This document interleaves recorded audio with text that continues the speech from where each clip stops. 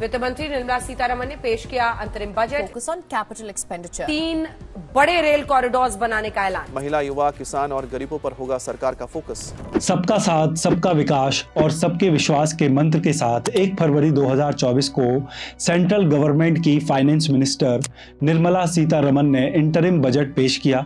हर साल 1 फरवरी 2024 को central government की फाइनेंस मिनिस्टर के द्वारा देश का बजट पेश किया जाता है, लेकिन इस बार का बजट इंटरिम बजट है। I present the interim budget for 24-25. Interim budget यानी कि एक तरह का टेम्पररी बजट, क्योंकि इस साल 2024 में लोकसभा के चुनाव होने वाले हैं और जब भी लोकसभा के चुनाव होते हैं तो उस साल इंटरिम बजट पेश किया जाता है और फुल बजट जुलाई में पेश किया जाएगा नई सरकार बनने के बाद। हालांकि यह इंटरिम बजट है, लेकिन इसका मतलब यह बिल्कुल नहीं है कि यह जरूरी नहीं है, बल्कि यह भी काफी इंपॉर्टेंट बजट है।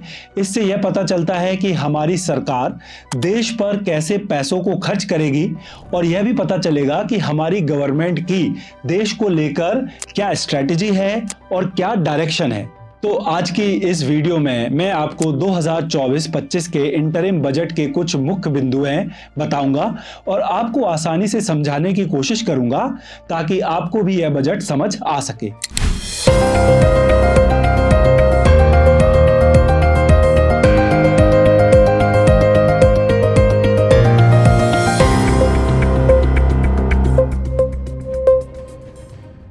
इस साल के बजट में गवर्नमेंट का मेन फोकस है कैपिटल एक्सपेंडिचर और पिछले साल भी आपको याद होगा कि बजट में गवर्नमेंट का इसी पर मेन फोकस था, यानी कि गवर्नमेंट का मेन टारगेट है देश के पैसों को लॉन्ग टर्म एसेट में खर्च करना, यानी कि देश के इंफ्रास्ट्रक्चर को स्ट्रांग बनाना, जैसे रेलवे, रोड्स, कमर्शियल कंस्ट्रक्शंस इत्यादि।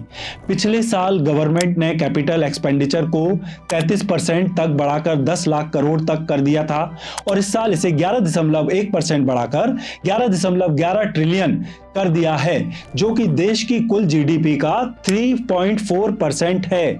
इस बजट में रेलवे के लिए 3 नए कॉरिडोर अनाउंस किए गए हैं, एनर्जी, मिनरल और cement corridor, port connectivity corridor, high traffic density corridor और साथ में फाइनेंस मिनिस्टर निर्मला सीतारमण ने यह भी अनाउंस किया कि रेलवे की 40,000 नॉर्मल रेल बोगी को वंदे भारत के स्टैंडर्ड में कन्वर्ट किया जाएगा।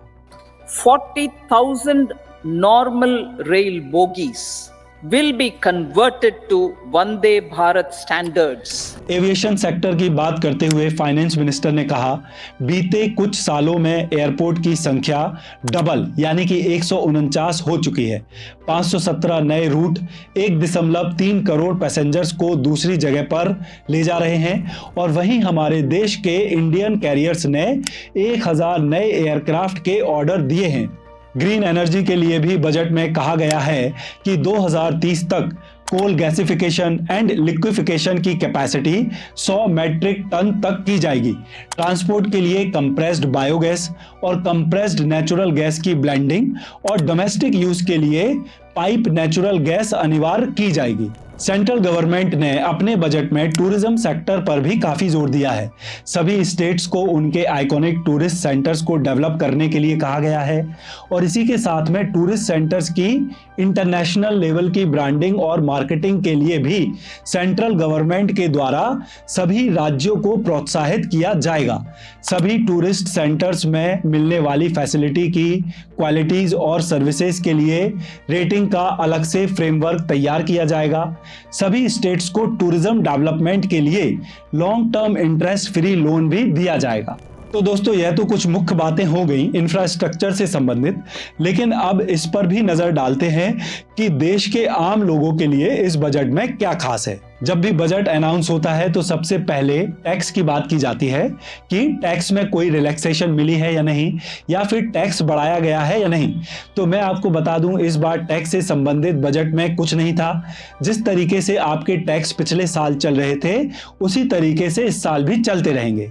लेकिन इस बार मुख्यतः 4 वर्गों के उत्थान पर फोकस किया गया है, जो हैं गरीब, महिलाएं, युवा और अन्नदाता यानी कि किसान।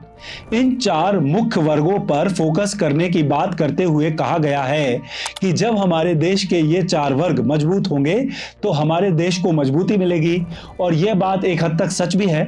यह हमारे देश के ऐसे 4 वर्ग हैं, अगर इन्हें मजबूती मिलती है तो इससे हमारे देश को भी काफी मजबूती मिलेगी। गरीबों की बात करते हुए गवर्नमेंट ने कहा कि बीते 10 साल में गवर्नमेंट ने 25 करोड़ लोगों को मल्टी डायमेंशनल गरीबी से बाहर निकाला है। अन्नदाता यानी कि किसानों के कल्याण के लिए बजट में बताया गया कि पीएम किसान सम्मान योजना के तहत 11.8 करोड़ किसानों को वित्तीय सहायता दी गई है और पीएम फसल बीमा योजना के तहत 4 करोड़ किसानों को फसल बीमा दिया गया है। और वहीं इलेक्ट्रॉनिक नेशनल एग्रीकल्चर मार्केट यानी कि ENAM ने 1361 मंडी को शामिल किया है और 1.8 करोड़ किसानों को सर्विस मुहैया कराई है, ट्रेडिंग वॉल्यूम 3 लाख करोड़ के साथ। नारी शक्ति की बात करते हुए इस बजट में बताया गया है कि 30 करोड़ महिला उद्यमियों को मुद्रा लोन दिया गया है। उच्च शिक्षा में भी महिलाओं की उपस्थिति 28% तक बढ़ चुकी है और साइंस, टेक्नोलॉजी, इंजीनियरिंग और मैथमेटिक्स के कोर्सेज में महिलाओं की उपस्थिति बढ़कर 43% हो चुकी है, जो कि पूरी दुनिया में सबसे अधिक में से एक है।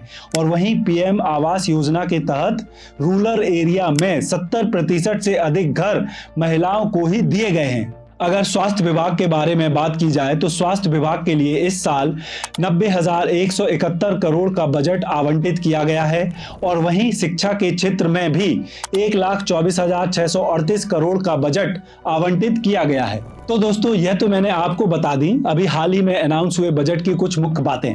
अब मैं आपको यह भी बता देता हूं कि हमारी सरकार के पास पैसा आता कहां से है। तो भारत अपनी 100% इनकम में से 28% बोरो करता है यानी कि उधार लेता है, 19% इनकम टैक्स से आता है, 18% जीएसटी से आता है, 17% कॉर्पोरेट टैक्स से आता है, 7% नॉन टैक्स रेसिप्ट से आता है, 5% यूनियन एक्साइज ड्यूटीज से आता है, 4% कस्टम से आता है और 1% नॉन डेप्थ कैपिटल रिसीप्ट से आता है। और इन्हीं सारे पैसों का इस्तेमाल देश की अर्थव्यवस्था को सुधारने, योजनाएं चलाने और कर्ज को लौटाने जैसे कामों में किया जाता है। तो दोस्तों, यह थी इस वर्ष के बजट से कुछ मुख्य बातें। उम्मीद है आपको काफी हद तक समझ आ गया होगा कि इस बार बजट में खास देश के विकास पर ही ध्यान दिया गया है। अब आपकी भी अगर कुछ राय है या विचार हैं इस बजट के बारे में तो आप कमेंट सेक्शन में अपना कमेंट करके हमें बता सकते हैं। आप अगर चाहते हैं किसी और को भी इस बजट को समझाना तो आप ये मेरा वीडियो उनके साथ शेयर कर सकते हैं और जाते जाते मेरे चैनल को सब्सक्राइब करना भी ना भूलें। अब मैं मिलूंगा आपसे अपने नए वीडियो में। तब तक के लिए आप सभी का मुझे अपना कीमती समय देने के लिए बहुत बहुत धन्यवाद।